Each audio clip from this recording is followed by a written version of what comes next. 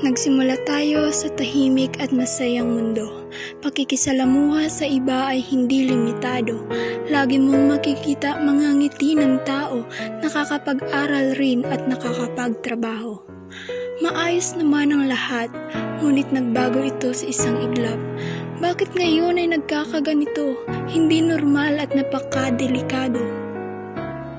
Ang mga luha ng mahihirap ay iyong pagmasdan. Nagtitiis dahil walang pagkakakitaan. Init, pagod, hirap at luha ay nararanasan. Gagawin ang lahat, gutom lang ay malunasan. Sa bawat problemang ating kinakaharap, papaano nga ba ang paghihirap ay malutas? Inaasam ko na sana tayong lahat ay ligtas. Hirap at pangamba sana naman ay lilipas. Maraming pagsubok man sa atin ay dumating, mga unos, gera, lindol, pandemya o malalakas na hangin. Maging matatag lamang, magsumbikap at manalangin. May awa ang Diyos, pakiusap natin kanya'y diringgin.